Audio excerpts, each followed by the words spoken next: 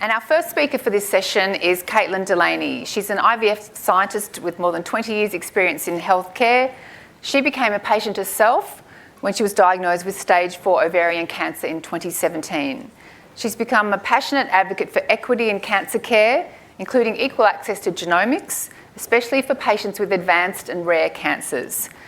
Genetic testing and subsequent targeted therapies have enabled Caitlin, as you'll hear in her great talk, to outlive her original prognosis and to witness her young daughter's many milestones. Please give a big warm welcome to Caitlin Delaney.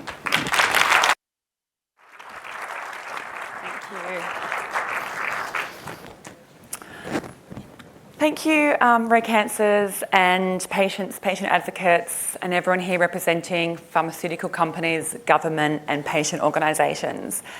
You are all here today because you know what is possible. So thank you very much. Now, I know that some of you have experience with cancer directly or through a loved one. And if you haven't already, you will one day, as we know that 1 in 2 Australians will be diagnosed by age 85 with cancer.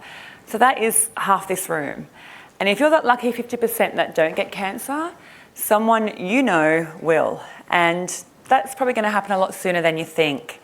There was a recent paper published in the British Medical Journal recently, and I think the statistic is an 80% increase over the last 3 decades in cancer incidence in under 50-year-olds. And prediction models also indicate that those aged between 40 to 49 will be the most affected in the next 10 years. Oh yeah, there I am. So I've got a bit of a montage in the background, nothing else that exciting. So that's people like me. I live with incurable stage 4 clear cell ovarian cancer, and that is a rare and nasty form of the deadliest women's cancer. On paper, I should be dead by now. And when diagnosed in 2017, aged 39, I had just started a family with the man of my dreams.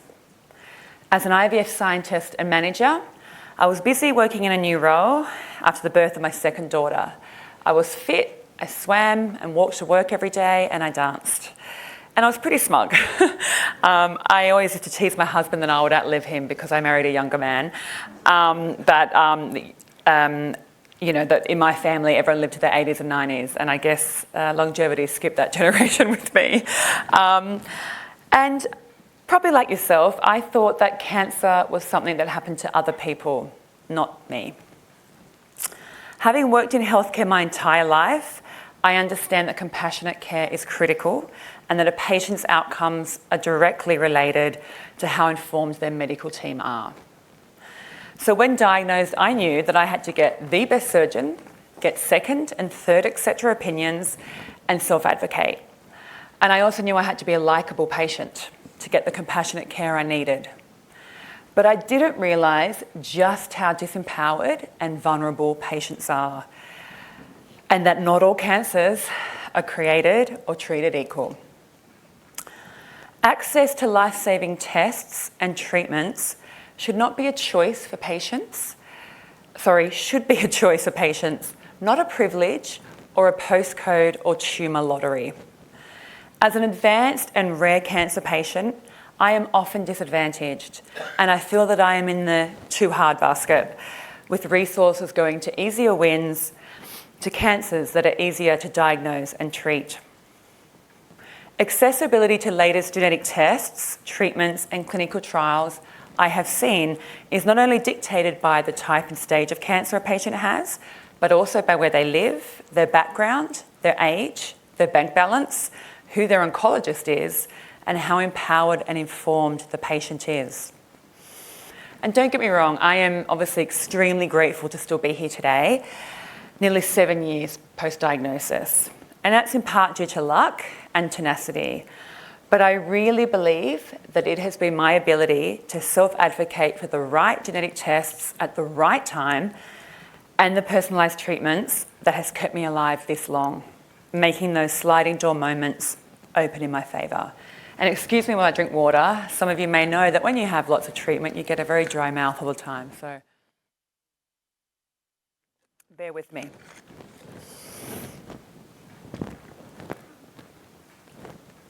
Oh, maybe I don't want that one just yet. Sorry. Not sure what happened there. Okay, that's okay. So with limited time, I'm just going to touch briefly on these sliding door moments. After grueling chemo and surgery, I did actually obtain cancer-free status, and I remained cancer-free with the help of maintenance therapy Avastin, or bevacizumab, which was PBS funded just for 1 year. That saved me $45,000. I sourced funding to stay on Avastin for a second year, despite numerous clinicians saying not to bother, that there was no evidence to support doing so, and then I shouldn't pay for it. Well, there's evidence now, and that's really my choice. Doctors shouldn't make assumptions as a public patient that I can't afford to pay for treatments. Months after stopping Avastin, at the beginning of 2020, the cancer came back in my liver and numerous lymph nodes. I now know that I need to be on Avastin or something similar for the rest of my life. So in 2020, standard chemo didn't work straight away. And now I was facing incurable and rare disease. I heard numerous times the following sentiments, which some of you may be familiar with. We are in uncharted territory. We don't know what to do next. There just aren't any more evidence-based treatments available for your type of cancer. It was driving me crazy.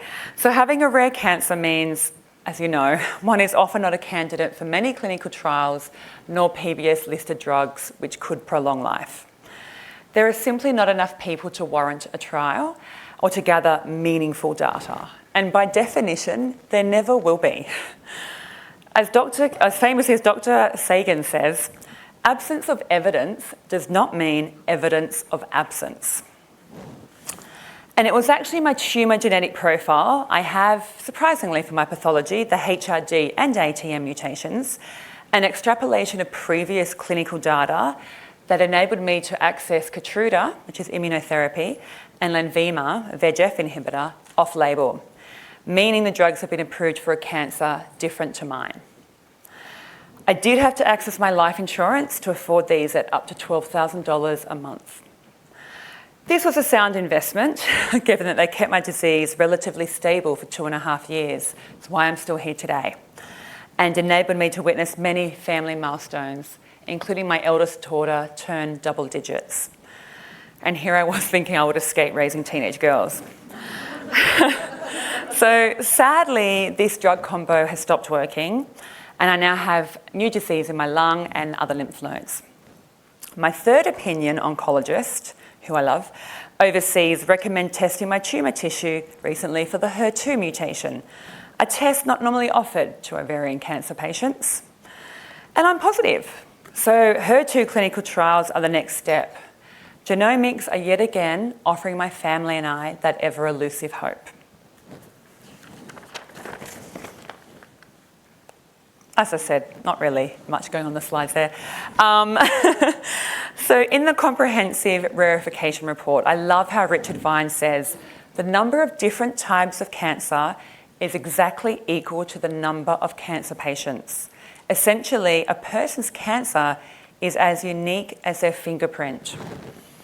So if all cancers are unique and rare, we need to do things differently. Pardon me.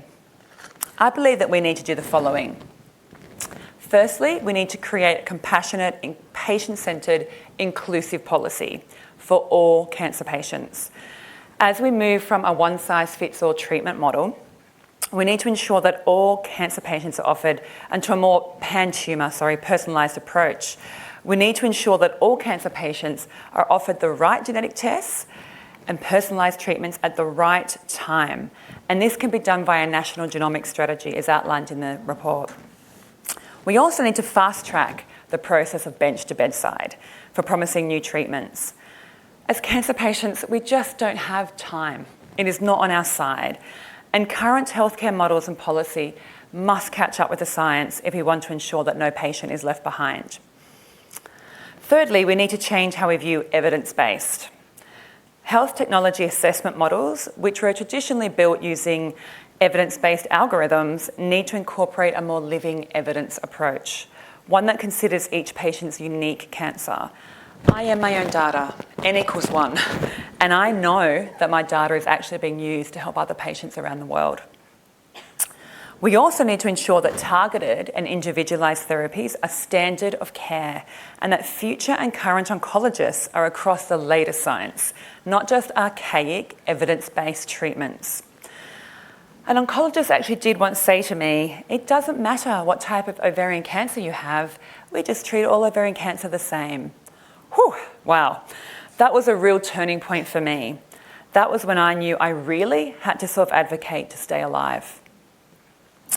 We also need to create, ideally, one reliable, transparent, truly collaborative and sophisticated AI-powered database where individual tumour genomics are incorporated into treatment algorithms for selecting the best, most current treatment and trials available globally for each person's cancer.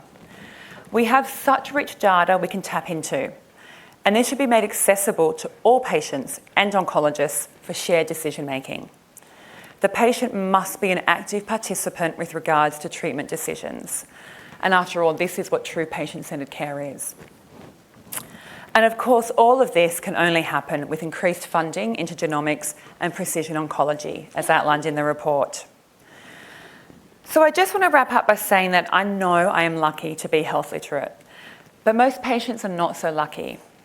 I see these patients slip through the cracks every day, as does Red Cancers. I see the confusion, anger, and fear in their eyes. Sorry, I get emotional when I think about all these patients. When they realise that they haven't been offered these tests or treatments that other patients have. They contact me, desperate for hope. I watch some of these patients die much, much earlier than they should. And this is a tragedy that plays out in our healthcare system every day. And it is exhausting being a cancer patient. So if you became that 1 in 2 tomorrow, would you want to be the patient left behind? Would you know where to look for the latest, best treatments, which may be overseas, or be able to pay hundreds of thousands of dollars for them? No. And as someone who has worked hard and paid taxes your entire adult life, wouldn't you expect the government to fund the best standard of care available? Yeah. So let's work together, change our attitude to risk, and be innovative and creative in our thinking. Not just talk about it, let's act on it and press go on this genomics revolution. Thank you so much for your time.